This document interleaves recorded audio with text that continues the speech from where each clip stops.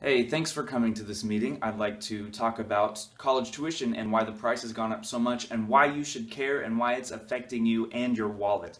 Now, I'm sure we all remember those times when your parents says, "Oh, back in my day, I worked through college." Or your grandparents said, "I had 3 jobs." Or even your great-grandparent says, "I worked through college at a steel mill and my arm almost got chopped off." Well, I'm going to tell you why the reason that you can't simply work your way through college anymore and why the price has actually gone up so high. And we need some historical precedent for this because it's not a recent thing. This thing's actually been building up for a long time. Now, if you open the email that I sent you guys, you can see this graph here. This data actually comes from, since 1983, from caseyresearch.com. You see here the big red line right here. This is college tuition. This dark gray line right here, this is housing. This less dark gray line is median household income, and then this is CPI, basically the consumer price index, how expensive things have gotten. The CPI index is basically your standard quote unquote natural rate of inflation. You can see here since 1983, college loans have taken off and been expanded. And tuition consequentially has risen with it. And we can see down even here in 1999, if you remember the Federal Reserve's graph, this is where it even starts to take off even more.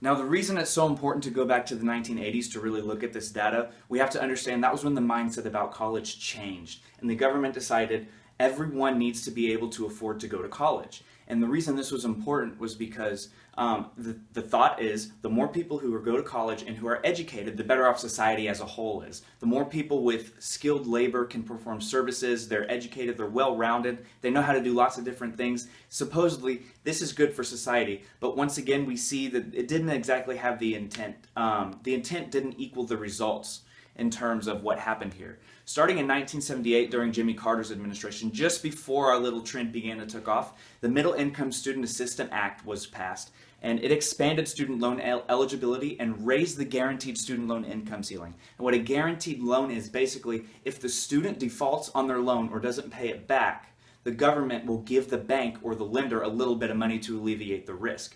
So the thought behind it was, we're going to guarantee some of these monies to the lenders so they'll be more willing to lend it to college students. And it worked.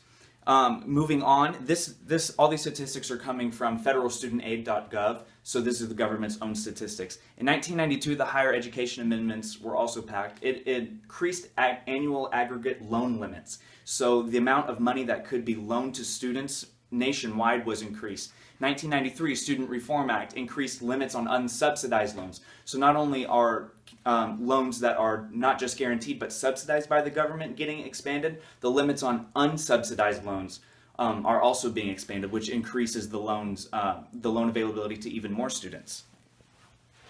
1994 direct loan program introduced. Now, instead of borrowing from lenders that are guaranteed, students can borrow directly from the Department of Education. And what this does, and why it is such a fundamental importance to our statistics, is that when a bank loans you money, they want the money back. So they don't want to give people who they don't think are going to loan good, people who want a degree in basket weaving, they don't want to loan money to that kid because he's not going to pay it back. Now, when you borrow from the Department of Education, they don't care about profits. They get their money from taxes. They just take from people.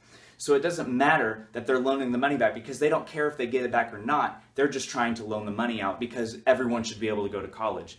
1998, higher education amendments raised funding levels for Pell Grants, and Pell Grants are especially important here because Pell Grants pays for college fees. So now not only this, kids are getting more of a free pass on their fees. They can, the government's throwing money at them, and in turn, the kids are throwing money back at their fees.